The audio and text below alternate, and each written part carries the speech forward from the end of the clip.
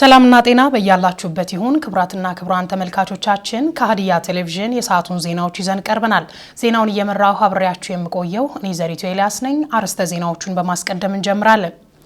ህገወጥ አሰራሮችን በማስተካከል በገቢ ዘርፍ የሚታየውን ክፍተት ለመሸፈን ቀን ከሌት ሊሰራ እንደሚገባ የሀዲያ ዞን ዋና አስተዳዳሪ አቶ ማቴዎስ አንዮ ተናገሩ።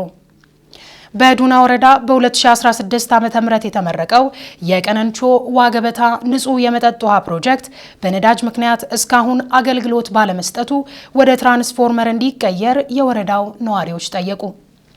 ከሀገራዊ ለውጥ ወዲህ በዲሞክራሲ ስርዓት ግንባታ ላይ ማነቆ የነበሩ የተለያዩ ህጎችን በማሻሻል የዲሞክራሲ ምህዳሩ እንዲሰፋ መደረጉን የህዝብ ተወካዮች ምክር ቤት አባላት ገለጹ። ከውጭ እስራኤል እንደ አዲስ ባለፉት 2 ሳምንታት በጋዛ በጀመረችው ጥቃት 322 ህጻናት መገደላቸውን የተባበሩት መንግስታት አስታወቀ።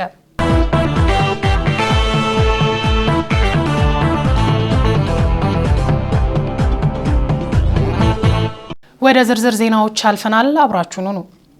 ህገወጥ አሰራሮችን በማስተካከል በገቢ ዘርፍ የሚታየውን ክፍተት ለመሸፈን ቀን ከሌት ሊሰራ እንደሚገባ የሀዲያ ዞን ዋና አስተዳዳሪ አቶ ማቴዎስ አንዮ ተናገሩ። የሀዲያ ዞን ገቢዎች መምሪያ የ2017 በጀት ዓመት የ9 ወራት እቅድ አፈጻጸምን ገምግሟል። ሉጂና ዮሐንስ ተጨማሪ አላት።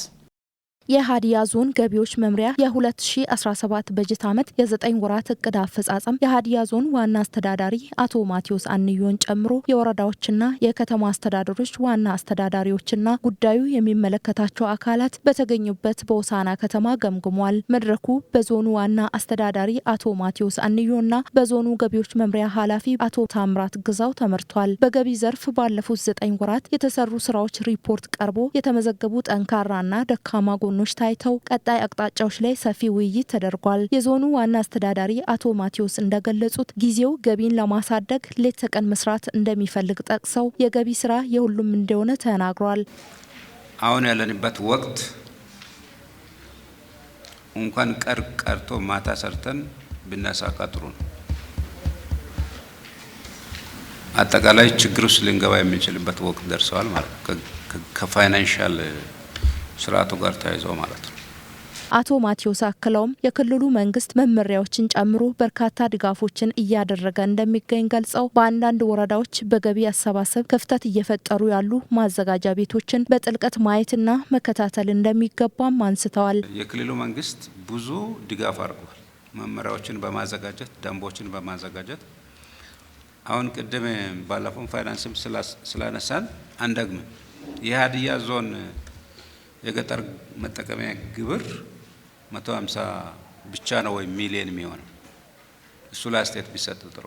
ለሚታዩ ክፍተቶች መነሻ ህገወጥ አሰራር መሆኑን የተናገሩት አስተዳዳሪው የመሪ ዋና ዓላማ ገቢ ማሳደግ በመሆኑ ከፊት ባሉ ጊዜያት የታቀደውን እቅድ ለማሳካት ያለ ፍርሃት በቁርጠኝነት የሚስተካከሉ ነገሮችን በማስተካከል ለውጥ ለማምጣት ሁሉም የበኩሉን ድርሻ ሊወጣ እንደሚገባ አሳስበዋል። የዞኑ ገቢዎች መምሪያ ኃላፊ አቶ ታምራት ግዛው በበኩላቸው በ2017 በጀት ዓመት 5.3 ቢሊዮን ብር ገቢ ለመሰብሰብ ታቅዶ ባለፉት 9 ወራት 2 ቢሊዮን 4 ሚሊዮን መሰብሰብ መቻሉን ገልጸዋል። በአመቱ ላይ 2017 ስንጀምር በሀዲያ ዞን በዞን ደረጃ ከ5.3 ቢሊዮን ብር በላይ ከዞኑ ወረዳዎችና ከተማ አስተዳደሮች ለመሰብሰብ በምክር ቤት ታውጆ ጀምረናል። መደበኛ ገቢና ማዘጋጃ ቤታዊ ገቢ ተብሎ በሁለት ይመደባል። ከመደበኛ ገቢ አኳያ የተሻለ አፈጻጸም በአንጻሩ እንዳለ አይተናል። ማዘጋጃ ቤታዊ ገቢ ደግሞ ዝቅ ያለበት ሁኔታ ያየንበት ሁኔታ ነው ያለው። የተሰበሰበው ገቢ ከብር አኳያ ከአምናው ጋር ሲነጻጸር ብልጫ እንዳለው የገለጹት ኃላፊው ቀጣይ 3 ወራት ውስጥ በየዘርፉ እቅዱን ለማሳካት እንደሚሰራ ጠቅሰው ለአፈጻጸም ግብ የበኩላቸውን ድርሻ በማይወጡ አካላት ህጋዊ እርምጃ እንደሚወሰድባቸው ገልጸዋል። የቫት ደረሰኝ በአግባቡ ግብር ከፋዩ ለተገልጋይ መስጠት አለበት። የቲኦቲም ሆነ የቫት ተመዝጋቢ ይሄንን በአግባቡ ካልሰጠ መንግስት ያስቀመጠው የአሰራር ስርዓት የህግ ማዕቀፍ አለ። አንድ ሰው ለአንድ ግብይት ለፈጸመው ደንበኛ ደረሰኝ ካልሰጠ ድሮ 50 ሺህ ብር ነበር ቅጣት፣ አሁን 100 ሺህ ብር ተደርጎ ተሻሽሏል። ስለዚህ ይሄንን ጥሶ ከተገኘ በዚህ ቅጣት የሚጠየቅበት ሁኔታ ይኖራል ማለት ነው። ከግምገማው መድረክ ተሳታፊዎች የአመካ ወረዳ ዋና አስተዳዳሪ አቶ ደገፋሎ በንጎ፣ የምስራቅ ባዶዋቾ ወረዳ ዋና አስተዳዳሪ አቶ ብራኑ ሻሜቦና የግቤ ከተማ አስተዳደር ካንቲባ አቶ ምስጋና አለሙ በየበኩላቸው እንደገለጹት የገቢ ምንጭ ማህበረሰቡ መሆኑን ጠቅሰው በየዘርፉ ያሉ የገቢ ምንጮችን አሟጦ መጠቀም እንደሚገባ ገልጸዋል። ስፔሻሊ ከማህበረሰብ ነው የሚሰበሰበው ገቢ። ያ ከማህበረሰብ የሚሰበሰበው ገቢ ከጫት ሊሆን ይችላል፣ ከገጠር መሬት ይሆናል፣ ከከተማ ማዘጋጃ ቤቶች የሚሰበሰቡና ከህገወጥ ሀብቶች ከጊንዲላ እነዚህ ነገሮችን ጨማምሮ ነው ገቢ የሚሰበሰበው። እነዚህን ገቢ ደግሞ አማጠን ቀን ማታ ባለድርሻ አካል ከትንሽ እስከ ትልቅ ያለው ሰው አስተዋጽኦ አድርጎ ነው ይህን ገቢ መሰብሰብ የሚችለው የሚል ነው። ገቢ ሊገኝ የሚችለው ከባንም አይደለም። ገቢ ሊገኝ የሚችለው ገቢ እኛ ጋር ነው ያለው ማለት ነው። ከዛ ውጪ እንደ መንግስት በዘንድሮ ብቻ ሳይሆን ከአምናም ጀምሮ ትሬጀሪ እየቀነሰ የውስጥ ገቢ ደግሞ እየጨመረ የመጣበት ሁኔታዎች አሉ። ያን ደግሞ ለመሸፈን የውስጥ ገቢን አጠናክሮ መቀጠልና የተለያዩ የገቢ አማራጮችን መጠቀም ግዴታም ስለሆነ መዘጋጃ ቤት ላይ በተለያየ መንገድ ከ30 በላይ አማራጮች አሉ። ሌሎች ደግሞ ገቢ መሰብሰብን ብቻ ሳይሆን ከወጪም አንጻር እንዴት ቆጥበን መጠቀም እንዳለብን ነው እየወሰደ ያለው ነገር አለ። ጠንካራ ግምገማ ነው ከገቢ አንጻር በዘንድሮ አመት አምናኛውን 340 ሺህ ብር ብቻ ነበር ከአርሶ አደር የተሰበሰበው። በዘንድሮ አመት ብቻ ወደ 11 ሚሊዮን አካባቢ ተሰብስበዋል። በጥረት የተሰበሰቡ ደግሞ ከ6 ሚሊዮን በላይ አለ። በዚህ ልክ የተሰበሰበ ነው። እኛውን ያለው ነባራዊ ሁኔታ ደሞዝም የከፈለ ልማትም ለማስራት እየተሞከረ ያለበት ሁኔታዎች አሉ። ገቢ የማን ስራ ነው ብለን ስንነሳ ገቢ የሁላችን ነው። ገቢን ስራ ለገቢዎች ብቻ የሚንተው ሳይሆን ወይም ለከንቲባ የሚተው ሳይሆን ገቢ የአመራሩም የገቢዎች ጽህፈት ቤት የሙሉ አመራር የሁሉም ባለድርሻ አካላት ነውና ገቢን የሚሰበስበው ገቢ ሲሰበሰብ ግን አሁን ዘንድሮ እንደ የ9 ወሩን እንትን ስንገመግም እንደ ከተማችን ማለት ነው እንደ ኦሞቾ ከተማ አስተዳደር ማንሳት የሚፈልገው ነገር እኛ አሁን መካከለኛ አፈጻጸም ላይ ነው። በተለይም የመደበኛም የማዘጋጃ መካከለኛ አፈጻጸም ላይ ነው ያለ ነው። ነገር ግን ከፊት እንዳንወጣ ወይም በሚፈለገው ደረጃ ላይ እንዳናሳካ የሚያደርጉ አንዳንድ እንትኖች ምንድነው እንትኖች ምክንያቶች ይኖራሉ። ለምሳሌ ሚጣኔ የጸደቀ ምጣኔዎች አሉ። እነሱ ላይ ውጤታማ ሆነናል። በተለይም ከበረት ጀምሮ በረት ላይ መታወቂያ ላይ አንዳንድ ድጋፍ ደብዳቤዎች ላይ ሌሎች ጉዳዮችም ላይ ከኮቴ በመናሪያ ላይ ከኮቴ ጀምሮ ተሳክቶልናል ማለት ነው የጀመርናቸው ነገር ግን በክልል በኩል ጸድቆ በዞን በኩል ወደኛ የወረደ ሆኖ ምክር ቤት እስኪሰበሰብ የጠበቅናቸው አንዳንድ እንትኖች አሉና እነዛን ነገሮችን ወደ ስራ በሚንመልስበት ሰዓት ላይ ስራ ላይ ብንገባ ከማዘጋጃ ጋር ሆነን እነዛን ነገሮችን ብንሰራ ከፊት መውጣት እንችላለን። የተሰበሰበ ገቢ በአግባቡ ሊመራ እንደሚገባ ያነሱ አመራሮቹ በገቢ ዙሪያ በጋራ በመነጋገር የታዩ ክፍተቶችን ለመሸፈን እንደሚሰራም ተናግሯል። በመጨረሻም ጠንካራ ጎኖችን በማስቀጠል ደካማ ጎኖች ላይ በትኩረት በመስራት ቀጣይ 100 ቀናት ውስጥ እቅዱን ለማሳካት ስምምነት ላይ በመድረስ መድረኩ ተጠናቋል። በዱና ወረዳ በ2016 ዓ.ም የተመረቀው የቀነንቾ ውሃ ገበታ ንጹህ የመጠጥ ውሃ ፕሮጀክት በነዳጅ ምክንያት እስካሁን አገልግሎት ባለመስጠቱ ወደ ትራንስፎርመር እንዲቀየር የወረዳው ነዋሪዎች ጠየቁ። የክልሉ ውሃ መስኖና ማዕድን ቢሮ በበኩሉ የተመረቀው ውሃ ለህብረተሰቡ ዘላቂ አገልግሎት እንዲሰጥ ከህብረተሰቡ ጋር ውይይት አድርጓል። ምንትዋብ ኢያሱ ተጨማሪ አላት። በሀዲያ ዞን ዱና ወረዳ ከ40 ሺህ በላይ የሚሆኑ ዜጎችን ተጠቃሚ የሚያደርግና በ122 ሚሊዮን ብር የተገነባው የቀንቅቾ ውሃ ገበታ የንጹህ መጠጥ ውሃ ፕሮጀክት በ2016 ዓ.ም በነሐሴ ወር መመረቁ ይታወሳል። ይሁን እንጂ በነዳጅ ምክንያት እስካሁን አገልግሎት ባለመስጠቱ በህብረተሰቡ ዘንድ ጥያቄ ሆኖ ቆይቷል። የህብረተሰቡን ጥያቄ መነሻ በማድረግ የክልሉ ውሃ መስኖና ማዕድን ልማት ቢሮ ከህብረተሰቡ ጋር ውይይት አድርጓል። ፕሮጀክቱ በመጀመሪያ ዲዛይን ተደርጎ የተሰራው በጄኔሬተር አገልግሎት እንዲሰጥ በመሆኑ ህብረተሰቡ ለጄኔሬተሩ ነዳጅ ገዝቶ ውሃን የመጠቀም አቅም ውስንነት በመኖሩ እስካሁን አገልግሎት ሳይሰጥ መቆየቱን የዱና ወረዳ ነዋሪዎች ተናግረዋል። ነዋሪዎች አክለውም የንጹህ መጠጥ ውሃ ፕሮጀክት ከጄኔሬተር ወደ ትራንስፎርመር ቢቀየር ለነዳጅ የሚወጣው አላስፈላጊ ወጪዎችን እንደሚቀንስ ተናግረው የሚመለከተው አካል ዘላቂ መፍትሄ መስጠት እንዳለበትም ጠቁመዋል። ህብረተሰቡ ንጹህ ውሃ አልተጠቀመም። እስካሁን ያልተጠቀመበት ምክንያት ምንድነው? እና በነዳጅ የሚሄድ ነው። የመንግስት እጅም ተጨምሮ ምናልባት እና ይሄን ውሃ እንድንጠቀም ቢያደርጉን የሚሻል ነው። በ160 ሚሊዮን ያን ቀን ማታ ብቻ ነው የተለቀበት። ሁለተኛ ቀን ማናገኝበት ምክንያት ምንድነው ብለው ህዝብ ከመንግስት ጋር ቅራኔ ያለ ለምን ይስተካከል። አሁን እና ደግሞ ቤንዚል እንጠቀም የሚባለው እንደ እኔ ቤንዚል ብንጠቀም አያዋጣም፣ ይበላሻል። ከዚህ ወሎ አንድ ትራንስፖርተር ወይም አንድ ጋን ተገዝቶ ጋን ቢተከል ቀን ለቀንቅቾ ቶሎ በመብራት ኃይል ይደርሳል። ለሰሜን ዋጋታም ቶሎ ይደርሳል። ለሌላ ዋጋታም ቶሎ ይደርሳል። ውሃ ሲመረቅ መንግስት ለኛ ትራንስፎርመር ቢሰጣልን ጥሩ ነው ብሎ ህዝቡ ጥያቄ አቅርቧል። በዚህ በጥያቄው መሰረት ነዳጅ አሁን ባለፈው ስንት ሊትር ነው የሞላ ብለን ስንጠይቅ ታችኛ ላይ ወደ 200 ሊትር እዚህ ላይ ወደ 100 ምናምን ስንት ብር ያመጣል ሲባል ከ50 ሺህ ብር በላይ ተነገረን። ያን 50 ሺህ ብር ህዝቡ አዋጥቶ ውሃ ይጠጣል ማለት የኛ ህዝብ ብዙም ስለማያውቅ ስጋት ላይ ይጥለናል። ለምንድነው ማብራት ገብቶ ትራንስፖርተር ቢቆም በዚሁ ሳቢያ የውሃውን ህዝቡ በሶስቱ አካባቢ በአንድ ቦና 3 ሰው የተቋቋሙ አሉ። በዛ ሳቢያ ውሃውን ህዝቡ እንዲጠቀም እንዲተደርጉ ጥሩ ነው የሚል ሀሳብ ነው ያለኝ።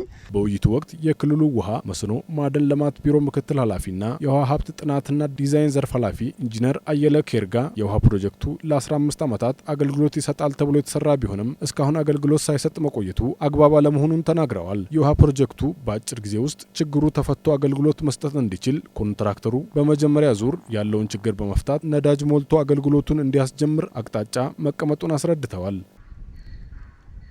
አጭር ጊዜ ውስጥ ውሃ እንድትጠጡ በ3 ዙር የተከፈለ እቅድ አለ። አንደኛው እቅድ አሁንም ለመጀመሪያ ዙር ከዚህ በፊት ኮንትራክተሩ ነዳጅ 250 ሊትር ነው 150 ሊትር አውጥቷል። አሁንም እንጫነውና የመጀመሪያው ዙር ኮንትራክተሩ ነዳጅ እንዲሞላ ይደረጋል ከተጠገነ በኋላ። ኢንጂነር አየለ አክለውም በሁለተኛና በሶስተኛ ዙር የክልሉ ውሃ ቢሮና የአካባቢ ባለሀብቶች ነዳጅ እንዲሞሉ ከስምምነት መድረሱን አንስተው ፕሮጀክቱ ቀጣይነት እንዲኖረው ህብረተሰቡ ገንዘብ እያዋጣ ውሃ መጠቀም እንዲችል ከህብረተሰቡ ጋር መግባባት ተፈጥሯለን ብለዋል። የመጀመሪያው ዙር ካለቀ በኋላ አሁንም ለእናንተ ክብር ሲባል የክልሉ መንግስት የመጀመሪያ ዙር የሁለተኛ ዙር ነዳጅ ይሞላላቸዋል። ሶስተኛ አሁንም ውሃ እየተሸጠ ነው። ኮሚቴዎች አሉ፣ ገንዘብ ባንክ ይገባል። ሶስተኛ ዙር የእናንተ ባለሀብቶች አቅም ያላቸው ሌሎችም ውሃ ገንዘብ አዋጥተው ነዳጅ እንዲሞሉ ይደረጋል። በአራተኛ ዙር ይሄ የተቋቋመው ዋሽኮ ኮሚቴ በተሸጠው ገንዘብ በተጠራቀመው ገንዘብ ነዳጅ እየሞላ ውሃ እየሸጠ ይቀጥላል። በዘላቂነት ከነዳጅ ወደ ትራንስፎርመር እንዲቀየር ክልሉ አስፈላጊ የሆነ ድጋፍም እንደሚያደርግ ገልጸዋል። እናንተ ህብረተሰቡን አስተባብራችሁ ትራንስፎርመር አስገምታችሁ በረጅም ጊዜ ትራንስፎርመር ገዝታችሁ ውሃ መጠቀም መጀመር መቻል አለባችሁ። ስለዚህ ይሄንን ለማድረግ የክልሉ መንግስት ከመብራት ኃይል ጋር ያገናኛቸዋል። ከክልል ከመሰረተ ልማት ቋሚ ኮሚቴ ጋር አስፈላጊው ግንኙነት ያደርግላቸዋል። የሀዲያ ዞን ውሃ መስኖና ማዕድን ኤነርጂ ልማት መምሪያ ኃላፊ አቶ መለስ ኃይሌ በበኩላቸው የቀንቅቾ የንጹህ መጠጥ ውሃ ፕሮጀክት ለ40 ሺህ ነዋሪዎች ንጹህ የመጠጥ ውሃ ተጠቃሚ የሚያደርግ ፕሮጀክት እንደሆነ ገልጸው በነዳጅ ምክንያት እስካሁን አገልግሎት ሳይሰጥ መቆየቱን በመጥቀስ የሚመለከታቸው አካላት የየድርሻቸውን ይዘው በቅርብ ጊዜ አገልግሎት መስጠት እንደሚጀምር ከስምምነት ላይ መደረሱን ገልጸዋል። ህብረተሰቡ ውሃውን በባለቤትነት መንከባከብ እንዳለበት የጠቆሙት የመምሪያው ኃላፊ በጊዜያዊነት የውሃ ተጠቃሚ ማህበረሰብ ከ3ቱ ዙር በተሰበሰበው ገንዘብ ነዳጅ እየገዛ መጠቀም እንዳለበት አንስተው በዘላቂነት ከህብረተሰቡ የሚነሱ ቅሬታዎችን በየደረጃው እየተፈታ እንደሚሄድ አስረድተዋል። 20 ብር በእያንዳንዱ አርሶ አደር በእያንዳንዱ ቤት ላይ ቢወሰን ያኛው ገንዘብ መልሶ ራሱ በራሱ እየተሸጠ ቢኬድ ውሃ መጠጣት ይቻላል። የድርሻችን ቀድመን እናዋጣ፣ ባለቤት እንሁን ለዚህ ውሃ ላይ። ስለዚህ ቀድመን በኋላ ጠጥተን እኛ ዞኑ መውሰድ ያለብን ድርሻ ካለ እንወስዳለን። በውይይቱ ላይ የተገኙት የሀዲያ ዞን አስተዳዳሪ ጽህፈት ቤት አማካሪ አቶ ታምራት አኑሎ በበኩላቸው ሁሉም ባለድርሻ አካላት የየድርሻቸውን መውሰዳቸውን ገልጸው እንደ ዞን ትልቅ የሆነ ፕሮጀክት በመሆኑ የውሃ ተጠቃሚዎች በመሰረተ ልማት ላይ የሚደረጉ አላስፈላጊ ድርጊቶችን በህግ መሰረት መስተዳደር እንዳለበት ገልጸዋል። የዱና ወረዳ ምክትል አስተዳዳሪ አቶ መስፍን ታምሬ በበኩላቸው የቀንቅቾ ገበታ ንጹህ መጠጥ ውሃ ፕሮጀክት ክልሉ ለወረዳው የሰራው ትልቅ ፕሮጀክት መሆኑን ተናግረው ከዚህ በኋላ ውሃ በአግባቡ ከመጠቀም ውጪ ችግሮች ካሉ በጋራ እንደሚፈታም እንደሆነም ጠቁመዋል። ምረቱ ቦጋለ ጠቅላላ የውሃ ስራ ተቋራጭ ፕሮጀክቱ ትልቅ ዋጋ ተከፍሎ የተመረቀ መሆኑን አንስተው ህብረተሰቡ በአግባቡ ነዳጅ ገዝቶ መጠቀም ሲገባው አለመጠቀሙ ተገቢ አለመሆኑን ጠቅሰው የተነሳውን ችግር በአጭር ጊዜ ለመፍታት ፈቃደኛ መሆናቸውን ገልጸዋል ሲል አዳነ በየነ ዘግቧል። በወረዳው በማህበረሰብ አቀፍ ምገባ ፕሮግራም ላይ ትኩረት ተሰጥቶ እየተሰራ እንደሚገኝ የምዕራብ ባደዋች ወረዳ ትምህርት ጽሕፈት ቤት ገለጸ። ቤተልሔም ደመቀ በወረዳው በሚገኙ ሁለት አንደኛና መካከለኛ ደረጃ ትምህርት ቤቶች ላይ ወረዳዊ የማህበረሰብ አቀፍ የተማሪዎች ምገባ ፕሮግራም በይፋ ተጀምሯል። የምዕራብ ባዳዋች ወረዳ ምክትል አስተዳዳሪና የትምህርት ጽሕፈት ቤት ኃላፊ አቶ መለሰ ማርቆስን ጨምሮ ሌሎች ባለድርሻ አካላት በተገኙበት በገርቦ አንደኛና መካከለኛ ደረጃ ትምህርት ቤት ይፋዊ የምገባ ማስጀመሪያ መርሃ ግብር ተከናውኗል። የምዕራብ ባዳዋች ወረዳ ምክትል አስተዳዳሪና የትምህርት ጽሕፈት ቤት ኃላፊ አቶ መለሰ ማርቆስ እንደተናገሩት ማህበረሰብ አቀፍ የምገባ ፕሮግራም በሁለት ትምህርት ቤቶች ላይ ምገባ ለማስጀመር ተግባራዊ ለማድረግ በታቀደው እቅድ መሰረት በገርቦና ጀርሶ ኦንጆጆ አንደኛና መካከለኛ ደረጃ ትምህርት ቤቶች ላይ በይፋ ማስጀመራቸውን ገልጸዋል። ፕሮግራሙ መጀመሩ የተማሪዎችን መጠነ መቅረትና ማቋረጥን ከማስቀረት አንጻር ጉልህ ድርሻ እንዳለው ተናግረዋል። ከነዚህ ሁለት ትምህርት ቤቶች በተጨማሪ 4 በክልል መንግስት የምገባ ፕሮግራም የተካተቱ ትምህርት ቤቶች ላይም የተማሪዎች ምገባ ፕሮግራም እንደሚከናወንም ተናግረዋል። በዚህ ወቅት 6ኛ፣ 8ኛና 12ኛ ክፍል ክልል አቀፍና ሀገራዊ ብሔራዊ ፈተና ለሚፈተኑ ተማሪዎች መደበኛ ትምህርት በትኩረት እንዲከታተሉ ከማድረግ ባሻገር የማጠናከሪያ ትምህርት በተለያዩ አካላት ትብብርና በዋቸሞ ዩኒቨርሲቲ ድጋፍ ተጠናክሮ እየተሰጠ ነው ብለዋል። የትምህርት ጥራትና ውጤታማነትን ለማረጋገጥ በትምህርት ቤቶች አንድ መጽሐፍ ለአንድ ተማሪ ለማድረስና የትምህርት ቤቶችን ደረጃ የማሻሻል ስራዎችን ጨምሮ በሌሎችም በትምህርት ንቅናቄ ተግባራት ላይ ትኩረት ተደርጎ እየተሰራ እንደሚገኝም ገልጸዋል። በወረዳው የገርቦ አንደኛና መካከለኛ ደረጃ ትምህርት ቤት ርዕሰ መምህር የሆኑት አቶ ዮናስ አሹሮ የተማሪዎች ምገባ ፕሮግራም በትምህርት ቤቱ በመጀመሩ በመማር ማስተማር ስራ ላይ የተሻለ ለውጥ እንደሚያመጣ ተናግረዋል። የማህበረሰብ አቀፍ የምገባ ፕሮግራም በትምህርት ቤቱ ላይ እንዲጀምር ድጋፍ ያደረገውን የወረዳውን መንግስትም አመስግነዋል። ከክልል መንግስት ድጋፍ ከሚደረጉ ከ4 ትምህርት ቤቶች ውጪ በማህበረሰብ አቀፍ ድጋፍ በወረዳ ደረጃ በሚከናወኑ የተማሪዎች ምገባ መርሃ ግብር በሁለቱም ትምህርት ቤቶች ላይ ከ1000 በላይ ተማሪዎች የምገባ ፕሮግራም ተጠቃሚ እንደሚሆኑም ከወረዳው መንግስት ኮሚኒኬሽን ያገኘነው መረጃ ያመላክታል።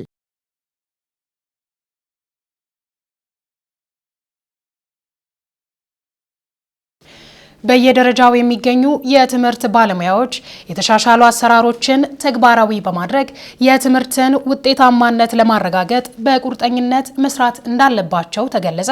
የሀዲያ ዞን ትምህርት መምሪያ ለወረዳዎችና ለከተማ አስተዳደር ለትምህርት ባለሙያዎች ሲሰጥ የቆየውን ስልጠና አጠናቋል።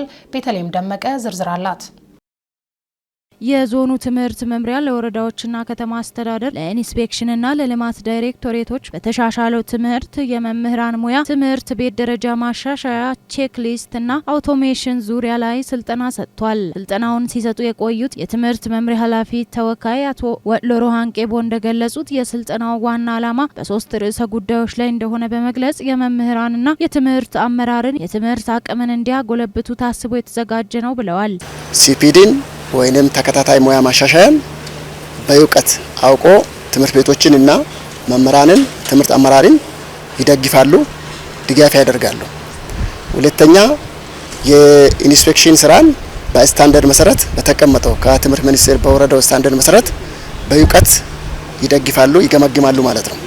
ሶስተኛ የትምህርት ቤት ስትራቴጂክ እቅድን የማቀድ ክህሎታቸውን ያሳድጋሉ፣ ታች ያለውን ትምህርት ቤቶችን ይደግፋሉ፣ ያሰለጥናሉ፣ ያበቃሉ ማለት ነው። ሰልጣኞች ከስልጠናው ያገኙትን እውቀት ታችኛው መዋቅር ወርደው የሚያሰለጥኑ መሆኑን የገለጹት አቶ ወሎሮ ሰልጣኞች በሰለጠኑት መሰረት ታች ያሉ ትምህርት ቤቶችን በእውቀት እንደሚደግፉም ገልጸዋል።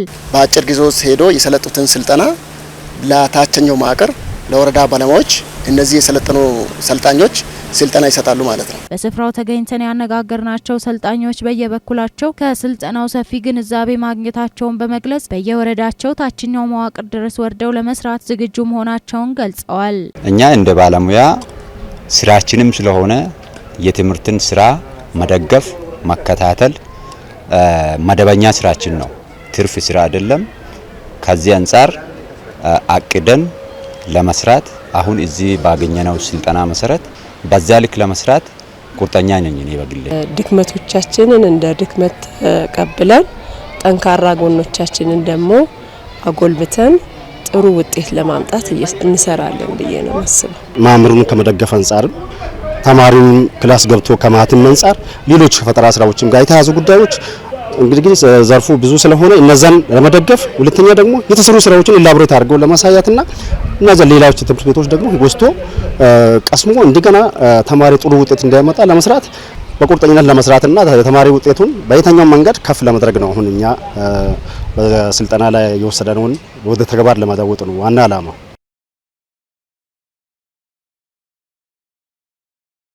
ወርሃ መጋቢት ለኢትዮጵያውያን የብሩህ ተስፋ ችቦ የተለኮሰበትና የሚጨበጥ ፍሬያማ ውጤት የታየበት ወር መሆኑ ተገለጸ። የማዕከላዊ ኢትዮጵያ ክልል የዱራሜ ክላስተር የመጋቢታውያን የለውጥ ፍሬዎችና የነገ ተስፋዎች ትላንት ዛሬና ነገን ለኢትዮጵያ ልዕልና በሚል መሪ ቃል የተዘጋጀ የውይይት መድረክ በዱራሜ ተካሂዷል። ለምለም ዩኤል በመድረኩ ላይ የተገኙት በምክትል ርዕሰ መስተዳድር ማዕረግ የማዕከላዊ ኢትዮጵያ ክልል የግብርናና ገጠር ልማት ክላስተር አስተባባሪና የግብርና ቢሮ ኃላፊ አቶ ኡስማን ሱሩር ወርሃ መጋቢት ለኢትዮጵያውያን የብሩህ ተስፋ ችቦ የተለኮሰበትና የሚጨበጥ ፍሬያማ ውጤት የታየበት ወር ነው ሲሉ ተናግረዋል። አያይዘውም ባለፉት 7 ዓመታት በርካታ ተፈጥሯዊና ሰው ሰራሽ ፈተናዎች ያጋጠሙ ቢሆንም በድል መወጣት ተችሏል ሲሉ ገልጸዋል። ይህም ኢትዮጵያውያን የአሸናፊነት መንፈስ እንዲላበሱ አድርጓል ያሉት አቶ ኡስማን ይህ ወር በህዝብ መካከል ለዘመናት ያልተገባ መገፋፋትን ሽሮ አዲስ ተስፋና አዲስ ጉዞ ያበሰረበት እንደሆነ አስገንዝበዋል። የለውጡ መንግስት ባለፉት ዓመታት ያስመዘገበውን በርካታ የሚጨበጡ ፍሬያማ ውጤቶችን ልናዘልቀው ሁላችንም በትብብር መስራት ይጠበቅብናል በማለት አቶ ኡስማን ሱሩል ተናግረዋል። የከምባታ ዞን ዋና አስተዳዳሪ አቶ አረጋሸቱ በለውጡ መንግስት ባለፉት 7 ዓመታት በተሰሩ ስራዎች የታዩ ውጤቶች የተጀመረውን የለውጥ ጉዞ እውን እንደሆነ የሚያመለክት ነው ሲሉ አንስተዋል። በመድረኩ ተገኝተው የውይይት ሰነድ ያቀረቡት የክልሉ ደንና አካባቢ ጥበቃ ቢሮ ኃላፊና የዱራሜ ክላስተር ብልጽግና ህብረት ሰብሳቢ አቶ አብርሃም መጫ በፓርቲው የተዘጋጀውን ልማት በጋራ የመልማት እሳቤ ለማጎልበት ተቀናጅተው መስራት ይጠበቅባቸዋል ነው ያሉት። በውይይቱም በማዕከላዊ ኢትዮጵያ ክልል የዱራሜ ክላስተር ከፍተኛ አመራሮችና የከምባታ ዞን በየደረጃው የሚገኙ አመራሮች ተገኝተዋል ሲል ባልደረባችን ደግነት ላምቦሮ ከዱራሜ ዘግቧል። ከሀገራዊ ለውጡ ወዲህ በዲሞክራሲ ስርዓት ግንባታ ላይ ማነቆ የነበሩ የተለያዩ ህጎችን በማሻሻል የዲሞክራሲ ምህዳሩ እንዲሰፋ መደረጉን የህዝብ ተወካዮች ምክር ቤት አባላት ተናገሩ። ዱናሞ ዮሐንስ ዝርዝር አለው። በምክር ቤቱም የዲሞክራሲ ጉዳዮች ቋሚ ኮሚቴ ምክትል ሰብሳቢ አዝመራው አንዳሞ ለኢዜአ በሰጡት አስተያየት ከለውጡ በፊት የዲሞክራሲ ምህዳር መጥበብና ለአሰራር የማይመቹ ህጎች እንደነበሩ አስታውሰዋል። ለውጡን ተከትሎም መንግስት በወሰዳቸው እርምጃዎች አሳሪ የነበሩ ህጎችን የማሻሻል ስራዎች መከናወናቸውን አንስተዋል። ከዚህ መካከል የምርጫ ቦርድ ማሻሻያ አዋጅ፣ የመገናኛ ብዙሃን ማሻሻያ አዋጅ፣ የሰብአዊ መብት ማሻሻያ አዋጅ፣ የእንባ ጠባቂ ማሻሻያ አዋጅና ሌሎች እንደሚገኙበት ጠቅሰዋል። የመገናኛ ብዙሃን አዋጁ የመገናኛ ብዙሃን ነጻነት እንዲኖርና በርካታ የሚዲያ ተቋማት ወደ ስራው እንዲገቡ ያስቻለ ነው ብለዋል። ሌላው የምርጫ አዋጅ ማሻሻያ መደረጉ ገለልተኛ ምርጫ ቦርድን በማቋቋም አሳታፊ፣ ግልጽና ተአማኒ ምርጫ እንዲካሄድ ምቹ ሁኔታ መፍጠሩን አንስተዋል። እነዚህ የዲሞክራሲ ጥያቄን ሊመልሱ የሚችሉ ህግና ስርዓት ኦን ዘ ግራውንድ እንዲሄዱ ማድረግ የሚቻልባቸው ተቋም ግንባታን ጨምሮ አሰራር ከመዘጋት ጀምሮ ህግን ከመፈተሽ ጀምሮ ሁለተኛው ውጤት ስቴፕ ብለን የምንወስዳቸው ናቸው። ሶስተኛው እሱን ተከትሎ የመጡ ጉልህ ጥቅሞች አሉ። ለአብነት የኢትዮጵያ ሚዲያ የመገናኛ ብዙሃን ባለስልጣን አዋጅ በነጻነት የሚንቀሳቀሱበት አውድ ከመፍጠር አኳያ እንከን የሌለበት ነው። በራሱ መንገድ ከአደረጃጀት ከአሰራር ስርዓት ዴይሊ ኦፕሬሽን ስራዎችን ከመስራት ስትራቴጂክ ጉዳዮችን ከመፍታት አኳያ በተወሰነ መልኩ የተዘለሉ ክፍተት የሚታይባቸው ዛሬም ጥረት የሚፈልጉ ዛሬም ማሻሻል የሚያስፈልጋቸው ጉዳዮች እንዳለ ሆኖ ከነበርንበትና ከመጣንበት አኳያ ግን ማሻሻያ የተደረገበት እነዚህ ከህግ ጋር ተያይዞ ያለው ነገር በደንብ ተፈትሾ ሌሎች በዲሞክራሲ የበለጸጉ የመነደጉ አገሮችን ተሞክሮ ጭምር ተወስዶ ጠንካራ ዲሞክራሲ ስርዓትን ሊያዘምን ሊያስቀጥል የሚችል ምርጫ ቦርድ ተሻሽሏል። መንግስት በሀገራዊ ለውጡ በህጎች ላይ ማሻሻያ መደረጉም ለዲሞክራሲ ምህዳሩ መስፋፋት ትልቅ እድል መፍጠሩን ነው የገለጹት። መንግስት በሀገራዊ ለውጡ የወሰዳቸው እርምጃዎች በገለልተኛነት የሚያገለግሉ የዲሞክራሲ ተቋማት እንዲፈጠሩና የዲሞክራሲ ባህል እንዲዳብር ማድረጉን አንስተዋል። ለህዝብ ገለልተኛ ሆኖ የፓርቲ እስረኛ ሳይሆኑ የሚመሩ መሪዎች ያስፈልጋቸው ነበር። አንዱ ለውጥ ፍሬ ብለን የምንወስደው እነዚህ የዲሞክራሲ ተቋማት ገለልተኛ ሆኖ በአጋጣሚ በምርጫ ተመርጦ አገርን የሚያስተዳድረው ገዢ ፓርቲ እንዳለ ሆኖ ላልመረጠው ህዝብም እንደ ህዝብ በኢትዮጵያ ላንድስኬፕስ በኢትዮጵያ ባውንደሪ ውስጥ በህግና ስርዓት ህሊናውን ተከትለው ህግን ተከትለው የሚሰሩ መሪዎች ያስፈልጋል። ይሄን ለማድረግ የፓርቲ እስረኝነት አያስፈልግም። ስለሆነም ያንን ህጉ ያቋቋመውን ተቋም በአግባቡ የሚመራ የሀገሪቱን ህዝብ ሰላምና ደህንነት የሚያስጠብቅ ዲሞክራሲ ምህዳር የሚያሰፋ ህገ መንግስታዊ ስርዓትን የሚያከብር የሚያስከብር ተቋማት መገንባት አለበት በሚል ነው። ይሄ አንዱ የለውጥ ውጤት ነው። የህዝብ ተወካዮች ምክር ቤት የህግና የፍትህ ጉዳዮች ቋሚ ኮሚቴ ምክትል ሰብሳቢ ኢሳ ቦሩ በበኩላቸው ከለውጡ በፊት የህዝብ በደልና የሰብአዊ መብት ጥሰት እንደነበረ አንስተዋል። የለውጡ መንግስት የሰብአዊ መብት ጥሰቶችን ያስቀሩ የፖሊሲ እርምጃዎችን መውሰዱን ጠቅሰው የጸረ ሽብር አዋጁን ጨምሮ በርካታ ጫና የሚፈጥሩ ህጎች መሻሻላቸውን በማሳያነት አንስተዋል። የህጎች ማሻሻያ ሪፎርም መተግበር መቻላችን ነው። ይሄም እጅግ በጣም አሳሪ ህጎችን የዲሞክራሲ ምህዳርን የሚያጠቡ ህጎችን ለሰብአዊ መብቶች ጥሰት ሁኔታ የሚያመቻቹት ህጎችን የማሻሻል ስራ ነው የተሰራው። ስለዚህ በጣም ትልቅ ስኬት ነው በሀገራችን። እውነት ለመናገር አንዱ የለውጡ ስኬት በተለይ የመጋቢቱ ለውጡ ያመጣቸው አንደኛው ስኬት ህጉን ማሻሻል ነው። ከወንጀል ምርመራ እስከ ፍርድ አሰጣጥ ድረስ ሰብአዊ ክብርንና ሙያዊ ስነ ምግባርን ተከትለው ቀልጣፋና ታማኒ አገልግሎት የሚሰጡ የፍትህ ተቋማት መፈጠራቸውን ገልጸዋል። እንደ ኢዜአ ዘገባ ተቋማቱ በቴክኖሎጂ የተደራጀና ዘመናዊ አገልግሎት እየሰጡ መሆናቸውን ትልቅ እርምጃ ነው ብለዋል። ስኬቶቹ አንዱ በትክክል በተጨባጭ ለውጥ መጥቷል ብለን ማንሳት የምንችለው ሰው ተገዶ ተገርፎ ቃሉን የሚሰጥበት የምርመራ ስራ ቶርቸር የሚባል ቀርቷል። ቶርቸር የሚያካሄድ ካካሄደም ተጠያቂ የምንበት ስርዓት ነው ያለው። ስለዚህ አንዱ ስኬት የሰው ልጅ ወይም ተጠርጣሪው ተገዶ ቃሉን የሚሰጥበት ሂደት የለም። ያለምንም ጣልቃ ገብነት ከፖሊስ ጀምሮ የምርመራ ስራ ይካሄዳል። አቃቤ ህግ ክስ ይመሰርታል። እሱም ጥሩ ስራ የሚሰራበት ሁኔታ ነው ያለው። የፌዴራል መንግስት በክልሎች ጣልቃ የሚገባበትን ስርዓት ለመደንገግ የወጣው ማሻሻያ አዋጅ ቀደም ሲል የተፈጠሩ የአተገባበር ክፍተቶችን ለመሙላትና የአዋጁን አፈጻጸም ውጤታማ ለማድረግ ጉልህ አስተዋጽኦ እንደሚኖረው በህዝብ ተወካዮች ምክር ቤት የመንግስት ዋና ተጠሪ ሚኒስትር ዶክተር ተስፋዬ በልጅጌ ተናገሩ። ለምለም ዩኤል የህዝብ ተወካዮች ምክር ቤት ዛሬ ባካሄደው 22ኛ መደበኛ ስብሰባ የፌዴራል መንግስት በክልሎች ጣልቃ የሚገባበትን ስርዓት ለመደንገግ የወጣውን ማሻሻያ አዋጅ በሁለት ድምጽ ታቅቦ በአብላጫ ድምጽ አጽድቋል። በህዝብ ተወካዮች ምክር ቤት የመንግስት ዋና ተጠሪ ሚኒስተር ዶክተር ተስፋዬ በልጅጌ ስለ ማሻሻያ አዋጅ አጭር መግለጫና ምላሽ ለምክር ቤቱ አቅርበዋል። በዚህም የፌዴራልና የክልል መንግስታት የስልጣን ክፍፍልን እንደተጠበቀ ሆኖ የፌዴራሉ መንግስት በክልሎች ጣልቃ የሚገባበት ልዩ ሁኔታ በህገ መንግስቱ በግልጽ ተደንግጎ እንደሚገኝ ገልጸዋል። በዚህ ማንኛውም ክልል ህገ መንግስቱን በመጣስ ህገ መንግስታዊ ስርዓትን አደጋ ላይ የጣለ ከሆነ መሆኑን ያብራሩት ሚኒስትሩ በፌዴሬሽን ምክር ቤት በሚሰጠው ትዕዛዝ መሰረት የፌዴራል መንግስት በክልሎች ጣልቃ ሊገባ እንደሚችል መደንገጉን ጠቁመዋል። እነዚህን ህገ መንግስታዊ ድንጋጌዎች መነሻ በማድረግ የፌዴራል መንግስት ጣልቃ እንዲገባ ስለሚመራበት ስርዓት አዋጅ ወጥቶ ተግባራዊ መደረጉን አውስተዋል። አዋጁ ህገ መንግስታዊ ስርዓቱን አደጋ ላይ ሲወድቅ በፌዴሬሽን ምክር ቤት ትዕዛዝ መሰረት የፌዴራል መንግስት የክልል ምክር ቤትና የህግ አስፈጻሚ በማገድ ጊዜያዊ አስተዳደር እንዲቋቋም ሊወስን የሚችልበትን ስርዓት ማስቀመጡን አመላክተዋል። የማሻሻያ አዋጅ ይህንን የቀደመውን አዋጅ በአተገባበር ወቅት የታዩ ክፍተቶችን ለመሙላትና የአዋጁን አፈጻጸም ይበልጥ ውጤታማ ለማድረግ ጉልህ አስተዋጽኦ እንዳለው አመልክተዋል። ጊዜያዊ አስተዳደሩ ቆይታን ለማራዘም ውሳኔ የሚሰጠው የፌዴሬሽን ምክር ቤት በአመት 2 ጊዜ ብቻ የሚሰበሰብ መሆን እንዲሁም አዋጁን ትግበራ አስፈላጊ የሚያደርጉ እጅግ ውስብስብ የጸጥታና የፖለቲካ ችግሮችን ለመፍታት የሚያስፈልገው ጊዜ እንደ ጉዳዩ ክብደት ስለሚለያይ በአዋጁ የተቀመጠው ጊዜ ገደብ ከነባራዊ ሁኔታ ጋር የማይጣጣም ሆኖ በመገኘቱ በአዋጁ አተገባበር ወቅት ክፍተት ፈጥሯል። በመሆኑም አተገባበር ወቅት የታዩ ክፍተቶችን ለመሙላት እና ቀጣይ አዋጁን አፈጻጸም ይበልጥ ውጤታማ ለማድረግ በማስፈለጉ ይህ ረቂቅ ማሻሻያ አዋጅ ቀርቧል።